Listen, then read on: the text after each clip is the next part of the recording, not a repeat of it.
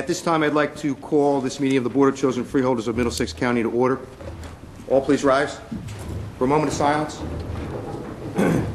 During this moment, excuse me, I'd like you to please remember the family of Dr. Amin Shi. Dr. Shi is an employee of Middlesex County who was tragically killed in an automobile accident in Hawaii. Yes, I heard of. I would ask the Personnel Director, Dennis Cerami, to lead us in the salute to the flag. Pledge allegiance to the flag of the United States of America and to the republic for which it stands, one nation, under God, indivisible, with liberty and justice for all.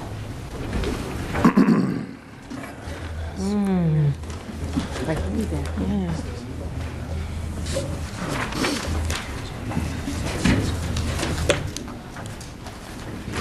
Notice of this meeting pursuant to the Open Public Meetings Act, NJSA 10:4-10, has been complied with and shall be entered into the minutes of this meeting.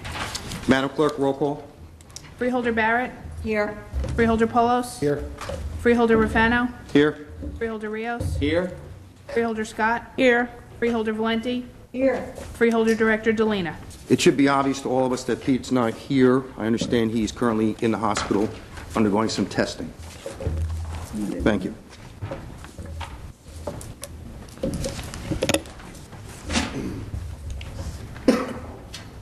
Reports of freeholders. Freeholder Carol Barrett. No report this evening. Freeholder H. James Polos. Thank you. A couple items. Let me first report. I'm going to have a brief presentation on energy audit program that we're looking to do. I have a gentleman here from Dome Tech, and let me just give you a little bit of the history on this audit. I guess it was about a year and a half ago, the Board of Public Utilities contacted us because of our kind of prominent role in taking on green initiatives in the county to talk about a new energy audit program that they had intended to roll out. It's taken them some time to get all the details together, but actually when we received our Green Energy and Clean Energy Award, we were told by the Board of Public Utilities that it was their intention to roll this energy audit program out in Middlesex County, kind of using us as the lead. We were contacted once the audit provisions became available. We were the first county, I believe, on board to actually submit an application for the grant funds. The way it works is that there were several contractors that were pre-selected by the state and pre-authorized by the state to use for these energy audits. And the state the program operates in this way. The community, or the county in this case, goes out to bid, creates a specification, which is in large part driven by the specs that were provided by the Board of Public Utilities, solicits proposals from these approved contractors, which we did go through the process of doing, and I want to thank purchasing for their help on that. Then the county makes a selection of the contractor they wish to utilize. In this case, we'll be recommending the selection of Dome Tech for approval by the board at the next freeholder meeting. And 75% of the cost of the audit is paid for by the state. Once the report is provided, and it is a very detailed report, and in this instance we have focused on our North Brunswick complex, which includes the county corrections facilities, juvenile corrections, public works, archives, all of the facilities out in North Brunswick on Apple Orchard would be included. Once we receive the detailed report, which will identify everything from the improvements to light fixtures, to thermostats, heating and air conditioning, the potential for solar, etc. Once we implement any of those improvements at a cost that equals or exceeds the value of the 25% that we contributed towards the audit, we'll also get that 25% back from the state as well. Dome Tech's bid was about $75,000 and some odd change. I'll certainly introduce them for the details on that.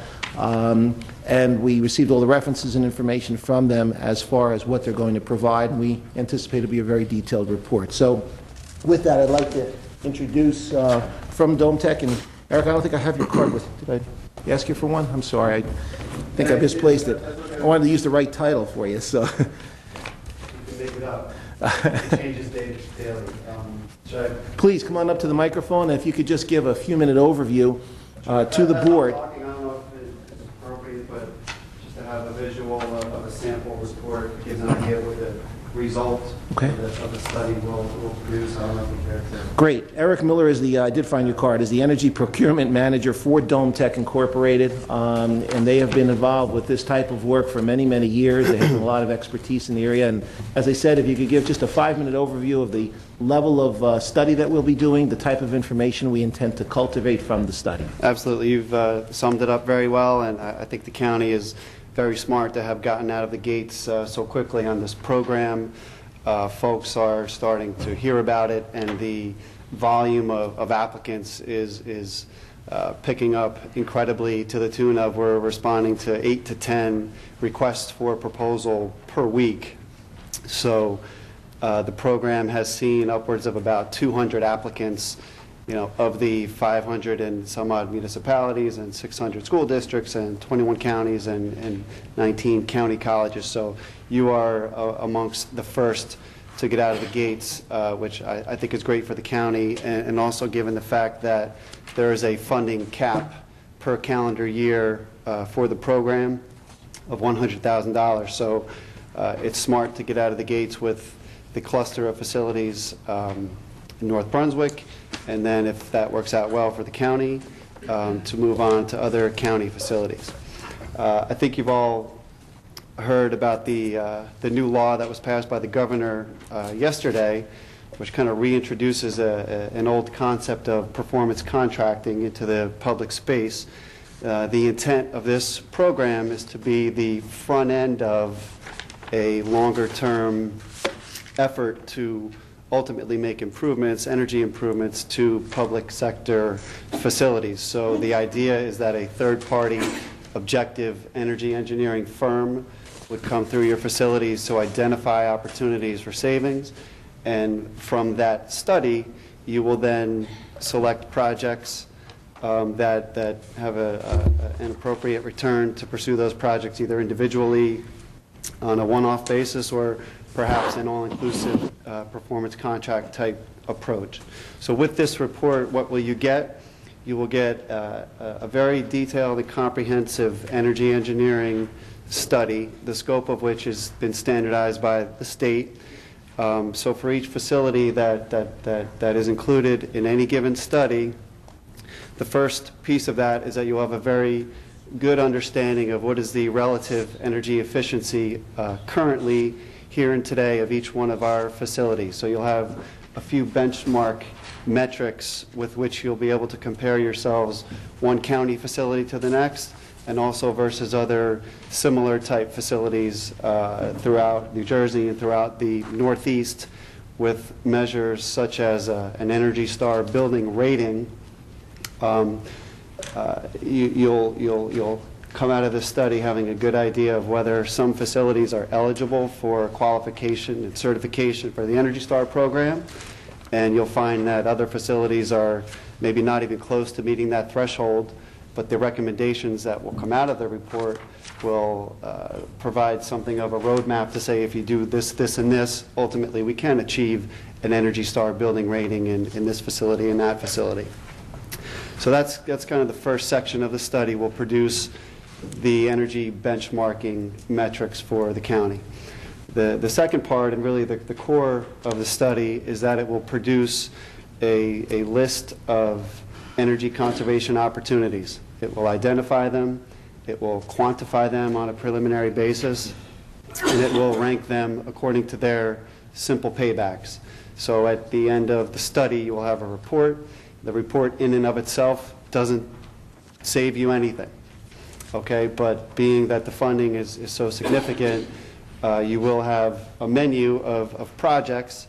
They will range in type from large capital projects with perhaps a longer-term payback to very short-term payback items, operational and in nature, that can be tackled with your own internal county personnel. That's the crux of the report, to Could you give a couple quick examples, just one or two of each, one of short-term and a long-term from your experience, just so to give the board? Sure. I mean, the long-term items, they're not going to be items that are foreign to your staff. They're going to be items that are part of your capital plans, like chiller, large chiller replacements in some of your larger facilities, boiler replacements, lighting upgrade opportunities, things of that nature, larger capital-intensive type projects. Controlling certain HVAC type equipment with variable frequency drives and the like. I'm not an engineer. I'm not going to be the guy doing the study, so I don't want to try to get too technical because I'll trip. But our team of engineers, Dome Tech is a company full of degreed and accomplished energy engineers and consulting engineers, so this is our business. A few other components to the study, just to kind of round it out to see what will you get. You will have a look, we will have a look on your behalf at any appropriate renewable energy technologies that may or may not work for the county. I know the county has done some solar in the past. You've had some experience there on a smaller scale, but we'll look and see what may or may not be appropriate on a building-by-building basis, or perhaps even on a campus basis. Does it make sense to implement a larger solar-type project? That's a higher level, intended to be a higher level screening type look at any renewable energy technologies. So there certainly is a green component to the study. We'll also have a review of your energy purchasing practices. That is what I actually do for Dome Tech.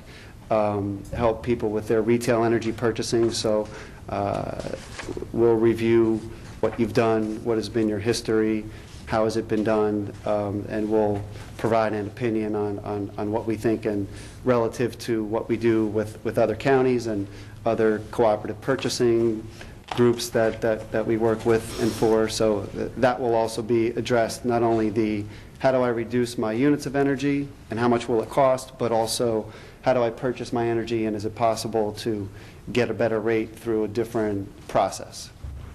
So it's a look at both sides of the meter.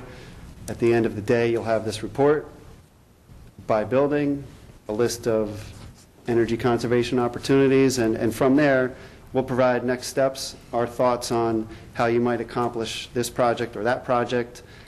We do want to take care to make sure that the items that we address, if they're already in your capital plan, we want to make sure that they are, as long as they're energy related, that they're touched on in the report, so that, as Freeholder Polo said, part of the funding is dependent upon, once you complete the study, if within 12 months from that period of time you implement any recommendation in the report, as long as it exceeds that other 25% study balance, you'll also get that back. So at the end of the day, it should be free of charge to the county. Eric, that's great. Are there any questions? I have a quick question. What's your track record? You've done work for other counties. Yep. Excuse me. We work for, I would say, half of the counties in the state. What kind of success have you had with reducing the energy costs? We've been in business since the late 1980s, privately held up until about 2 years ago. So, I mean, we have case studies that we provided in our RFP response, but our track record is exceptional. And it's about half on the public side. Our engineers are very, more than competent with respect to traditional HVAC type measures.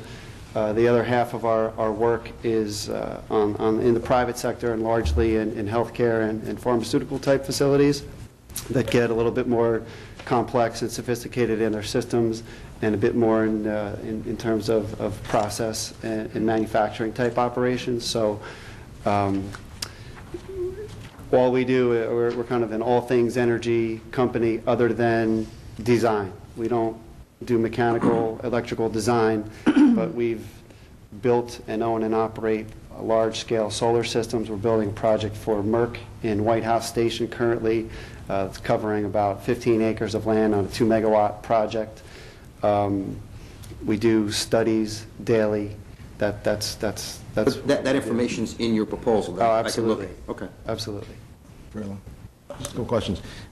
What, from the standpoint of the scope of work, and we're looking at Apple Orchard Drive, what kind of time frame are we looking at to be able to complete the study? The program allows for a 6-month turnaround. Okay. Okay, so being that you would be one of the first ones to get going, my guesstimate would be that, we would, there's an information and a data collection process that needs to happen on the front end. So our field work normally will begin within probably 4 to 6 weeks from the time that we have a contract and we say go. And then from that time, it could be upwards of 2 to 4 months worth of work to turn around a final report. And in the areas that, obviously, once the report is put together, does it define the financial cost savings associated with your recommendations, or simply the recommendations? No, it's absolutely financial. And does it show the return on the investment, how long it would take to, once you invest the kind of capital to do these things, when you would see the return on that investment? Absolutely. It's all pretty much simple payback. It's an order of magnitude of an estimated cost. So it's for the most part, when we're looking at HVAC measures, it's not expected that you would be able to take that report and put it out for bid. Right. But it is meant to be able to give you enough financial information to say, well, we're looking at a project with approximately a 3 to 5 year payback, or we're looking at a project with a 10 to 15 year payback. Is this project worthy of additional engineering and moving into an investment grade level audit for HVAC measures? If we were to pursue that, that would become the basis for a bid specification and putting that project out on the street for bid. So for every identified measure, you'll have an estimated cost, an estimated reduction in energy expenditure, so that would come out of your utility operating budget or energy savings. And is this project, if you were to do it, eligible for any rebates through various state programs? The Smart Start program still is in existence, so a lot of the things we're going to find in this study are going to be eligible for that Smart Start rebate program. Thank you very much. I have one last question. You mentioned long-term fixes and also short-term. Obviously, the long-term involves capital investment. What about on the short-term? Simple things that can be done to They could involve, some could involve nearly no capital whatsoever, just addressing nighttime setbacks and what are your control systems, are they working, what do they say they're doing, are they actually doing the things that they're telling us they're doing, things that can be addressed within the scope of your daily operations and facilities management. Some of those simple things also could be something as simple as a motion detector, dimmer switches, timers, so that when you go into a supply room and you turn the dial, the light comes on, but when you leave, it automatically shuts off after a minute or two. And those are simple things that could be done in-house by our own public facilities people. Okay. Just one other question, too. What's your experience been? Obviously, if the return on investment is 3 to 5 years, it kind of makes sense, but obviously, if it has a longer return, what's your experience been that says, as technology continues to change, that, if you make the investment now and there's a 10-year payout, yet in 3 years you have new technology out there. I mean, will you be able to give us that kind of insight as well in those areas where maybe from a timing standpoint, it's more attractive to do those things that have a 3 to 5 year payout versus a 10 to 15 year payout, based on your experience? Yeah, we'll speak to that. Technology is always changing and improving. Right. You do a solar project and the panels have a 20 and 25 year life, so they don't stop producing savings, but that doesn't also mean that tomorrow there's not going to be some better technology that's a little, incrementally more efficient than what you put in yesterday. That's likely, in fact. So honestly, where I see folks stumble, and largely in the public sector, I've seen endless studies collecting dust. And it's a shame, but I see it time and again. And what I like to tell folks is that if you think that we're not going to ever do any projects, don't do a study. Don't save your money on the study. But the state is really trying to make an effort to rebuild a framework for performance contracting. There's history in the state of performance contracting. Some have done it and been very successful with it. Other folks have horror stories. and I've seen a lot of it, and I've done it, I've lived it. But in concept, the intent is, public entities don't generally have a lot of capital just lying around, and so they need a vehicle to fund infrastructure improvements. So the concept of a performance contract is that you borrow X amount of dollars under a lease purchase type vehicle. You have some debt service payment schedule that's going to last for 10 or 15 years. And the theory is that the energy savings that the improvements are going to generate are going to be large enough to cover your debt service payments, and you'll have a zero cash flow balance at the end of each year of your performance contract. So at the end of the study, you might have $5 million worth of projects at the site, at the campus. And $2 million of it may be for a solar project, and $3 million of it may be for HVAC and lighting and motors and everything else. And you may wish to do the whole enchilada under a performance contract, or you might say, well, you know what, that's a tall order. Maybe I'll just do this, this, and this. I can handle these 5 things with my staff. I can do a lighting project. I can put it out to bid by itself. I can do a chiller project. So there's a lot of paths you can go once the study is complete. Okay. Anybody have any other questions? I have a question. I believe you said the question was, have you done any for any agencies around? You mentioned Merck. Have you done it for any government agencies to study, and any ones close by us or New Jersey?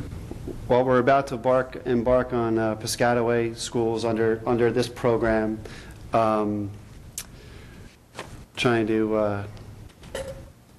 We've done a lot of commissioning for many school districts through the SCC, the Schools Construction Corporation, and we represent 6 counties in the southern part of the state: Camden, Gloucester, Cumberland, Salem, Atlantic, and Cape May, and each of their purchasing cooperatives in a very, very large-scale retail energy purchasing arrangement.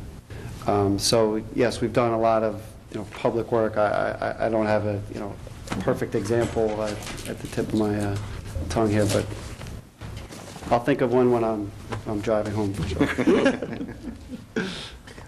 Just to remind the board, we have a capital line item that the study will be funded from, and we also will be utilizing that capital line item, which we authorized last year, for whatever improvements the board ultimately decides to undertake. So we do have a mechanism to be able to actually implement the findings once we complete the study. So it won't be a report that'll gain dust, but rather something that'll be a guide for us to be able to utilize, which is a good thing.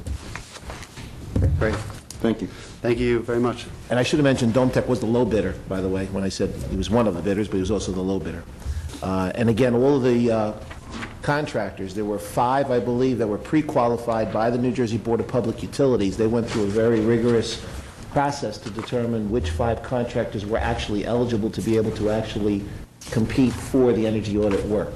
So we didn't have to go out and pre-qualify anyone. We were provided the list by the state and told these are the 5 that you could use. So they also went through a rigorous process of verifying references and so forth. Thank you.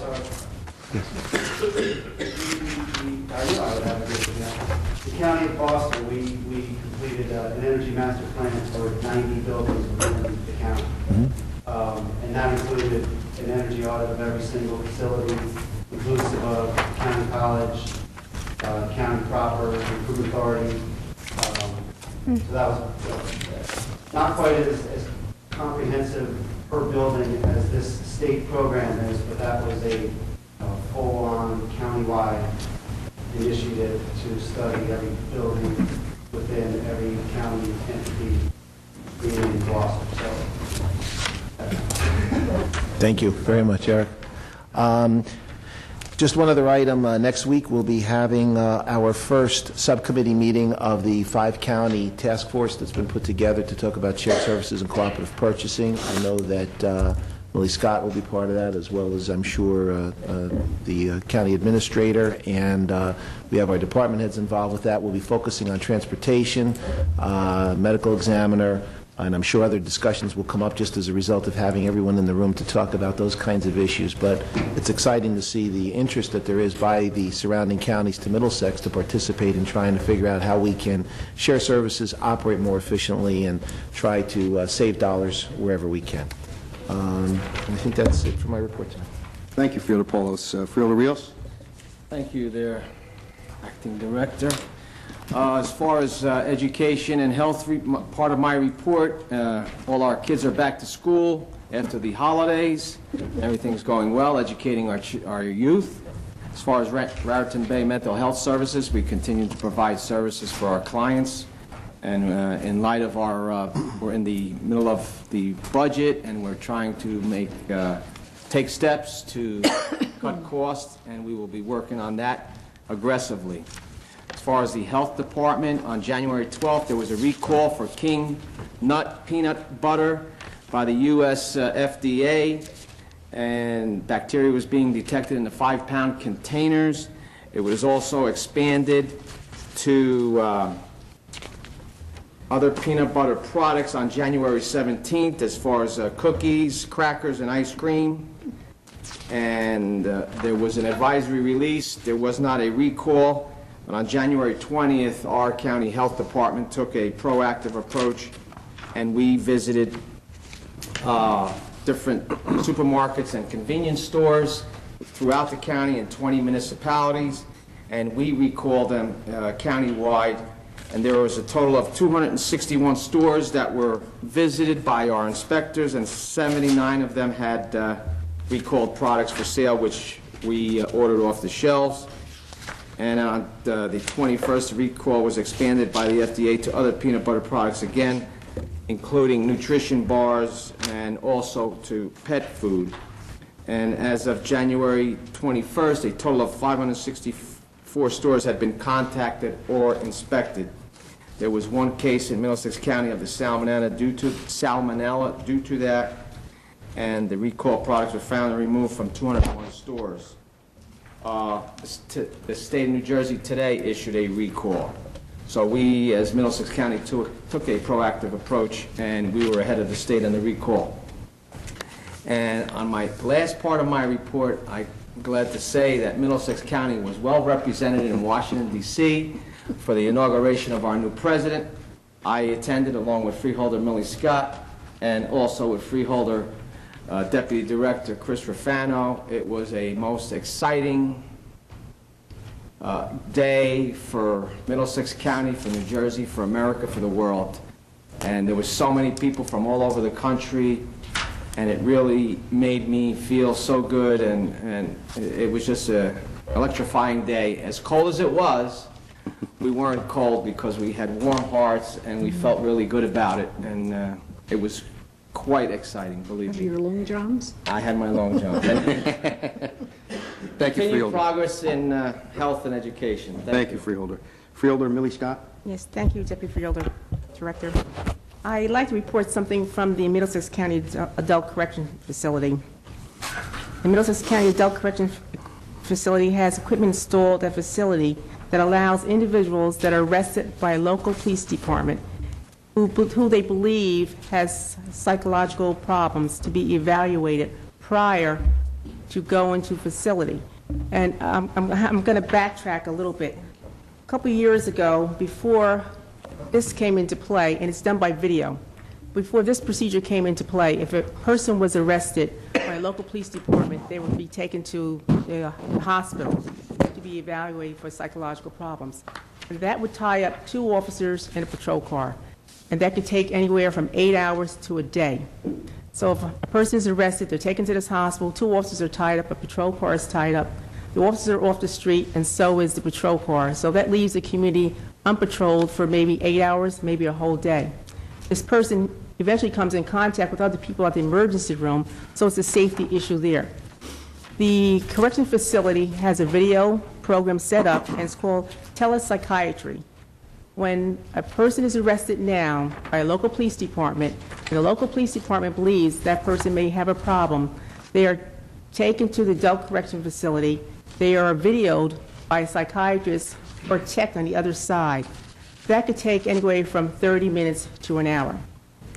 And within an hour's time, that officer and two officers plus a patrol car could go back to the municipality. So this program is saving time, money, and safety-wise. I can remember being an officer myself and taking a person to the hospital who I suspected had a problem, psychological problem, being tied up in the hospital for maybe a whole day. Therefore, the sheriff's department at that time lost money and time, overtime. We're talking about overtime, so the budget really goes up. This program is saving the taxpayers money.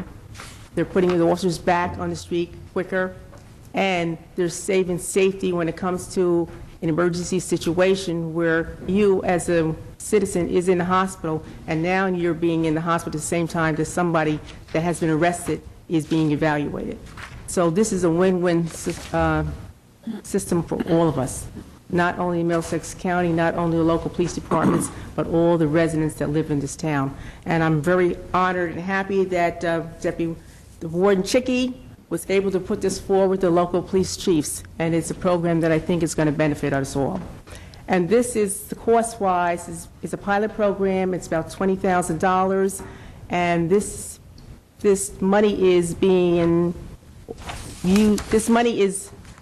paid by all the local police departments that take part in it. Right now, we have 24 out of 25 police departments taking part of it.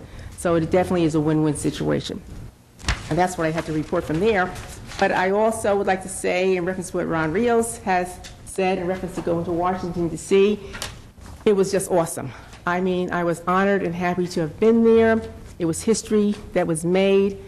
When they categorize the people being there as a sea of people, when you look at the sea, it goes beyond wherever you can see. And we looked for miles and miles and miles. So it was awesome. As cold as it was, we didn't feel the cold. Our hearts were warmed with love. And you could feel the love. It felt as though we were family and friends and you had known them for many, many years. And there were people from every walk of life. And I've said this before, Barack Obama, our new president, is a gift to us all. And I know this is going to be a rough year for us all, but we have a leader that is strong and we have a lot of hope for the future. And I'm happy to have been there. Thank you. Thank you, Freeholder. Freeholder Blanquito Valente. Thank you, Freeholder, Acting Freeholder Director and Deputy. You know, you got too many titles. I am pleased to report and at the same time commend Department of Aging and the leader in that department, of course, everybody knows, is Beck Chester. I attended 2 events organized by our Office on Aging. The first one was earlier in the month, and this was a forum where all the senior center directors were invited to attend to try and instruct them on all the policy updates on the aging program. Different persons, division heads from that department presented needs assessment, the SHIP program, the redistribution of unspent funds, etc., the recruitment of SHIP counselors at the senior centers, and the department was marvelous because they let the others know, since we may have had some new ones, how many people were involved with volunteers in the SHIP counselor program. And of course the coordinator is Consuelo Bosque. And some towns don't have any counselors at all. And towns that may have one counselor, and in that case we do have a staff member that goes and tries to organize things in those towns. And the other towns, from East Brunswick to Woodbridge, and I'm not going to read all the names, do have some staff of their own that they have instructed, as well as volunteers. It's quite an undertaking that the Department of Senior Aging Department, I have to say, in all the services that we have throughout the county. And we also presented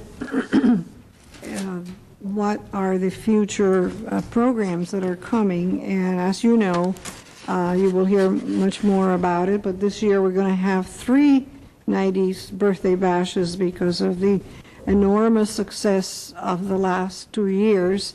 And Freeholder Barrett, you'll be very happy to know that on May 18th, we're coming to South Brunswick, so we will have South County involved. And I think it will be better to fit, we'll probably be able to fit more people. The first one, Freeholder Scott, April 29th, because Scotaway is always the first one. And the second one is May 6th in Old Bridge, and the mayor usually tries to attend, but I hope the other freeholders, if they're free, and we will send you those invitations. They usually start from 11 to 1, and luncheon is served. And it's amazing to see what an incredible community of able 90-year-olds in this county. I mean, very few last year, I remember, had a wheelchair or a walker. The majority of them were able-bodied, and each of them can bring an invited guest, usually a son or a daughter or a caregiver that comes with them. And they have a nice luncheon, and there's a program, and there's entertainment, and we have children from the schools that do come and entertain our seniors, and they love to sing. So I hope as many freeholders as possible can make it this year. The Middlesex County Senior Health and Fitness Week will take place May 26th through the 29th. The 29th, I believe, I'm sorry, yes. That's the week where all the senior directors hopefully will be able to have activities for their clients. And the fitness walk, which was very successful last year, and it was held at Roosevelt Park. I'm sorry, Freeholder Delina's not here. We did have a review of an evaluation, and most people that attended, as well as the directors of the various centers, thought that Roosevelt Park deserved a second chance. It was a lot cleaner, and it was a beautiful day, and it will be September 23rd before it gets cold, and it won't be hot, and the rain date is the next day, so we hope to have as many as we did last year. And the last item on the roster of upcoming special events for Department of Aging is the Older Americans Month, and we still don't have the theme for 2009. And we will hold once more, and I don't have a date yet, the 2009 Senior Art Show contest, which graciously Freeholder Rios did the honors for me last year because I was away. And it needs a home this year, so we hope to have it somewhere else, a new place that we haven't been to, but it all depends on who volunteers for that. It's a big enterprise. And some of our seniors, if you recall, when I reported last year that got first or second places, they went to the state, and a number of them, and it was an extensive list, if you recall, did get awards at the state level, second places and honorable mentions. So that was one event. And the second event, which later on we will be giving you more information on, is we had a big, let me see, I have so many things here. Sorry. We held a ADRC meeting. ADRC, for those of you who may not know what it is the Aged and Disabled Resource Center system, which started back in 2003, and it was instituted by the Federal Department of Health and Human Services, and it's a way to ensure that seniors and disabled individuals are able to access needed services. We hope to be on board and operative by the end of December, or sometime in December, and in the spring we were told that we would our county people would receive intensive training. And again, Peg, thank you so much for hosting this. It was at the Fire Academy a couple of days ago, and it was very well attended. All kinds of agencies came, as well as our own people in both departments. Would you like to add something to that, Peg? No, I think it's going to be a very positive progression for our county. I think the Department of Human Services, working with the disabled population as well as my department, really are a perfect fit together. Many of our clients have similarities in disabilities, whether you're aging or whether you're 18 and you have a disability. It's basically the same thing. They need the services, and so I think we'll have a good system. Yes, this excludes children. It starts age 18 on to whatever. But it's, to me, Freeholder Polis, it's a way of having shared services among our own agencies and hopefully save some dollars. Because the move is to make sure that seniors are housed at home instead of at nursing homes. Of course, there's some population that needs a nursing home, but most of them can make it at home with a proper wraparound services that are so important. We will be giving you more information on that, but I was there as well as Peg and many other people. Tom Salheimer from Human Services, thank you for being there, Tom. I thought that there was a lot to offer, and this again is a different beginning. The Department of Human Services has been having a lot of events coming up, and on January 28th, which is next week, Wednesday, we are having our Ending Homelessness in Middlesex County 10-year plan, the launch event. All the freeholders have been invited, and it will take place at the Catholic Charities Ozanam Family Shelter in Edison. And all our co-chairs will be there, the original co-chairs. And Freeholder Delina had said earlier he could not attend because he had a series of meetings here. And hopefully, if his schedule permits, the acting Freeholder Director will be there, Deputy Director. It's funny, I have to laugh when I mention that. Now, at the same time, we will have the Project Homeless Connect survey. By federal decree, we have to have it in every county and every state.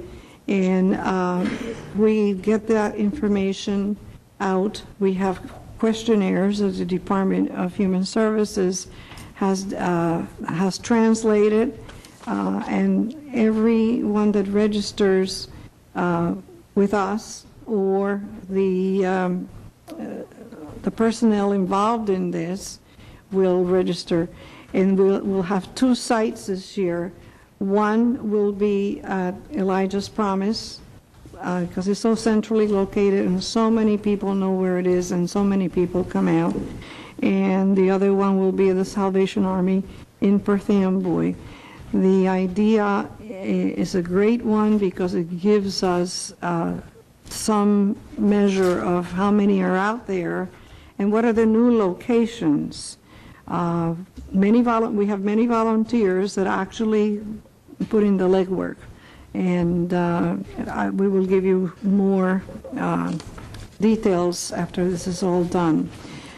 Also, the homeless count in Middlesex County will continue even after January 28th, and this is the whole objective is that point in time. And people that do come in, there will be all kinds of services there for them and information, and where to go, where to get different things. We'll have a podiatrist there to help homeless people. There'll be warm coats and hats and scarves and so forth. And there will be verifications by our staffs. But Liz Ann Finson has done an incredible job. And there will be food served to those that do come in that day, other than the regular hours. Mr. Salheimer, do you want to add to that? Because we'll have more details afterwards. No, that's an excellent overview, Freeholder. Okay.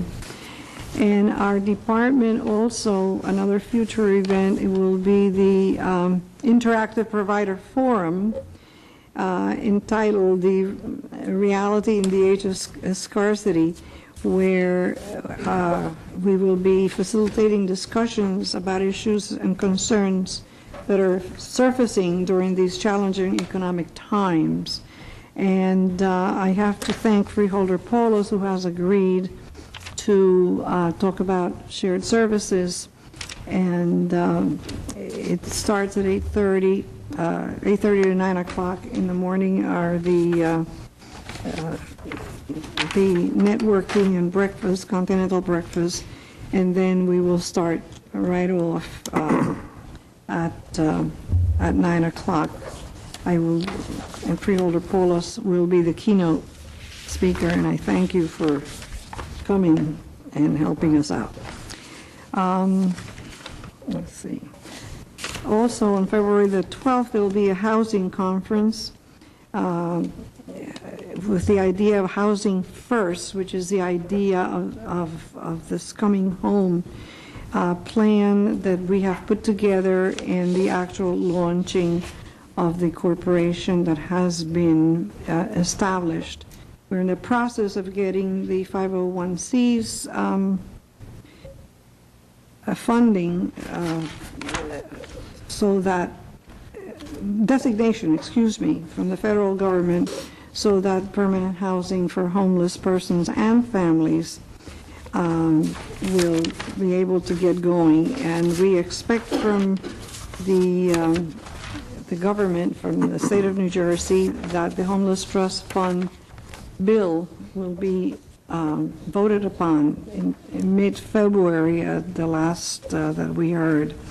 And the funding to launch the program will be in place. We have commitments and matching grant. The United Way is matching the freeholder 50%, or 1/3, I'm sorry, for 2 years of the cost, as well as one of the J&J Foundations. So we've been very lucky. I just also wanted to add that we do have we're revising and looking at all the empty slots on our boards. The last time I looked at what's under Human Services Department of Aging, I think I have 18 commissions and advisory boards, and I try to get to as many as I can, and you still tell me this is part-time.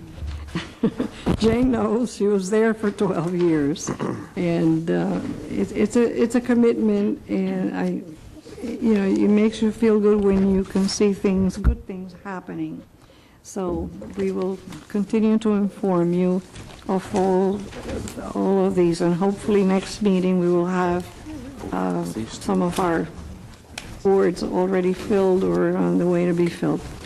And again, welcome back to our 3 freeholders that went to Washington. I was there for Bill Clinton many years ago. It was exciting. It's just breathtaking, that idea, and I wish our new president all the luck in the world. He's really a man of all ages. He has brought a lot of strength with him, and I think we have to pray for him that his goals and expectations will be met, and he has brought a renewed spirit to the country. And I was very pleased to have celebrated with a number of, Carol was there with me at the Hyatt in New Brunswick. We had an invitation by the mayor, the city of the county, open to citizens of Middlesex County as well as residents of New Brunswick. And it was very inspiring to see these little three ladies from the senior center in tears, very quietly, but they were so overcome. And some of us fools also were overcome. Everybody stood up and clapped. Didn't matter whether you were young or old, and it was an exciting day. And thank you for being there, Carol and Freeholder for Nicola. It was quite an event. And last but not least, we attended some other events together to celebrate Dr. Martin Luther King Jr. One was at the Edison Stelton Recreation Center, Stelton Road Recreation Center, where children received plaques for their contributions to the posters on what Dr. Martin Luther King Jr. means to them and the election of Barack Obama. And they were beautiful, and the children, everybody that submitted anything did get a plaque, and I was in the company of the members of the Recreation Council as well as their council in Borough Council. And on Sunday, we celebrated with Freeholder Scott, who invited us to her church at the, I want to get the name straight, at the Stelton Avenue AME Church in Piscataway. It was a beautiful service, it was very emotional, and it was a beautiful celebration, and Carol was also with us, as well as former freeholder for Nicola, and we presented a plaque, and of course Millie was very generous. She let Carol read it. So thank you for inviting us. We were very pleased to be with you. And that's the end of my report. I'm sorry it was so long. Thank you, Freeholder. A few things to report on. As both Freeholder Rios and Freeholder Scott indicated, I did attend also the inauguration and also the ball that evening. And I just want to echo what they said, and that was the atmosphere was exciting, electric. I mean, I saw total strangers crying, holding hands, hugging each other. And I found this to be interesting. You know, in light of all the millions of people that were there, roads were closed, delays, crowds to get around, and a local TV station down there reported that there was not one arrest. So you think about that. Everybody came together to celebrate what was a great, great occasion, and I was so very pleased to be there. I'd like to remind all department heads and also my Freeholder colleagues that on September 2nd, we're going to have another budget workshop, and that's going to be after our... February 2nd, I apologize. February 2nd, after our agenda meeting, we're going to have another budget workshop, so I ask all of you to sharpen your pencils, please. And I want to congratulate Freeholder Scott. I read two great articles, one in the Home News, one in the Star Ledger, about her being the first African-American on the Board of Chosen Freeholders. And I want to say this, I think, on behalf of all of us, that we're certainly proud of you. Thank you. And lastly, I have a statement that I'd like to read concerning a recent bond sale that we had here in the county. Middlesex County has sold over $44 million in general obligation bonds. The county received bids on the bonds from 5 financial institutions. The lowest qualified bid received was submitted by UBS Financial Services, which offered a net interest rate of 3.67%. The other 4 bids ranged from 3.68% to 3.85%. County finance officials and advisors had initially projected a net interest rate on the bonds ranging from 4.2% to 4.5%. The over $44 million in bonds consisted of $22 million in general improvement bonds to be used for projects throughout the county, $13 million for improvements at the Middlesex County College, and $9.027 million for the long-term care facility redevelopment project in Old Bridge and the completion of the family courthouse redevelopment project in New Brunswick. The successful rates are highly competitive and are indicative of the confidence the financial markets in Middlesex County, or the financial markets have in Middlesex County, recognizing the county's financial strength. That's all I have. Madam Clerk. We have 3 commemorative resolutions this evening. The first is recognizing the 100th anniversary of the National Association for the Advancement of Colored People. Next is recognizing the honorary designation of Madison Avenue in Perth Amboy as Dr. Martin Luther King Jr. Boulevard. And last is recognizing the 23rd annual service of the Piscataway Civil Rights Commission's remembrance of Dr. Martin Luther King Jr. I need a motion on the resolutions. So moved. Second. A motion by Freeholder Rios, second by Freeholder Valente. Roll call. Freeholder Barrett, Yes. Freeholder Polos, Yes. Freeholder Rios, Yes.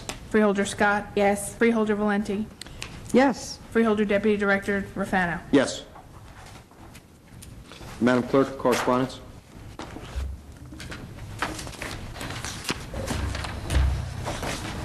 We have a notice from Jersey Central Power and Light indicating a proposed new solar financing program and the notice of filing and public hearing related to the petition filed by Jersey Central Power and Light. This program is designed to foster the development of solar electric generation facilities in New Jersey. The public hearings were scheduled and held January 21st at 4 p.m. and 6:30 p.m. in the Morris County Administration and Records Building in Morristown. We have a petition from the Middlesex Water Company for the approval of a purchased adjustment clause pursuant to NJAC 14:9-7.1 et sec. A copy of a resolution from the Board of Chosen Freeholders of Cape May County requesting an executive order to implement NJDEP permitting process changes.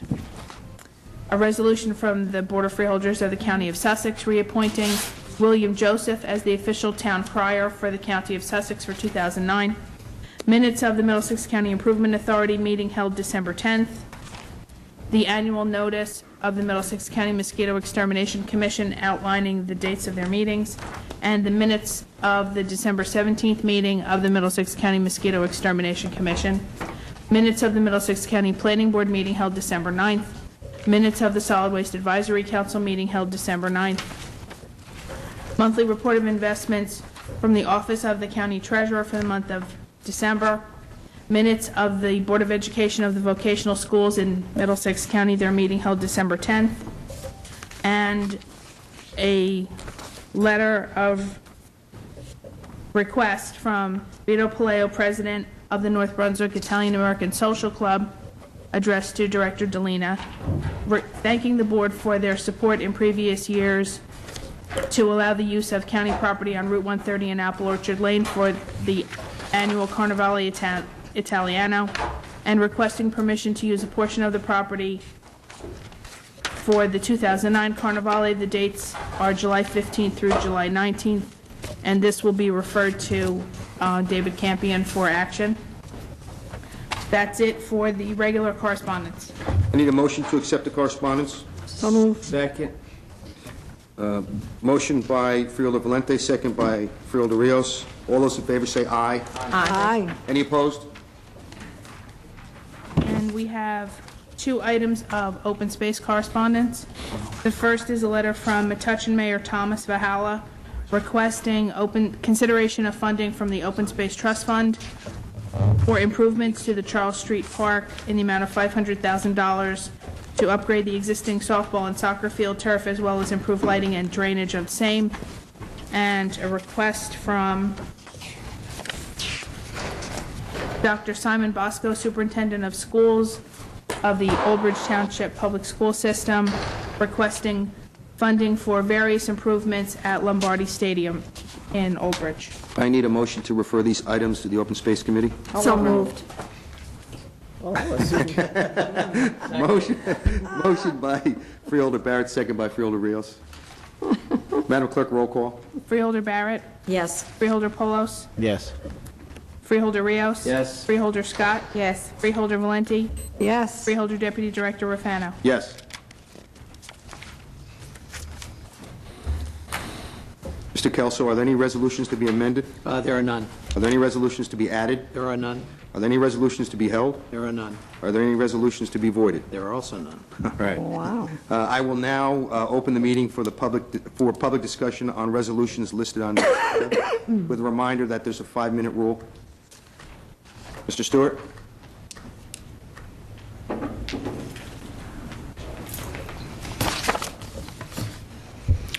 Richard, excuse me, Richard Stewart, New Brunswick. Page 2.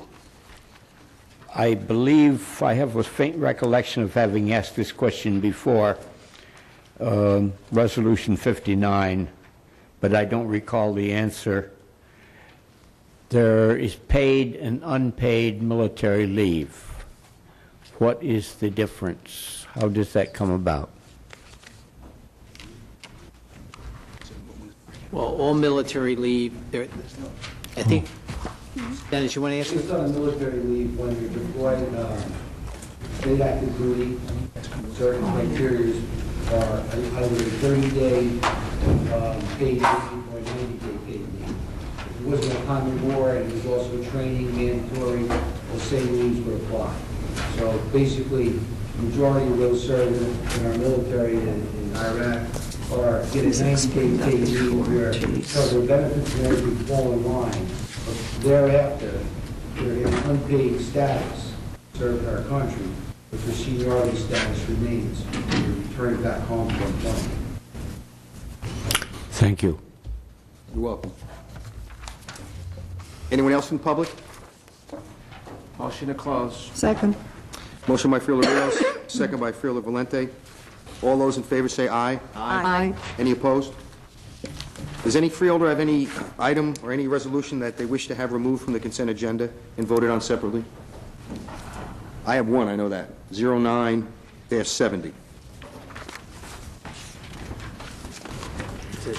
That's it. Mr. Kelso, would you please read the motion? Yes, a motion would be in order to adopt the consent agenda consisting of resolution numbers 09-46 through 09-132, excluding resolution 09-70 to be voted upon separately. Can I have a motion? So moved. Second. Motion by Freeholder Rios, seconded by Freeholder Valente. Madam Clerk, roll call. Freeholder Barrett? Yes. Freeholder Polos? Yes. Freeholder Rios? Yes. Freeholder Scott? Yes. Freeholder Valenti? Yes. Freeholder Deputy Director Rufano? Yes. Now, I guess we need a motion on resolution 09-70. So moved. Second. Motion by Freeholder Rios, seconded by Freeholder Valente. Roll call. Freeholder Barrett? Yes. Freeholder Polos? Yes. Freeholder Rios? Yes. Freeholder Scott? Yes. Freeholder Valenti? Yes. Freeholder Deputy Director Rufano? Present, not voting. At this time, I'd like to open up the floor to the public for comment.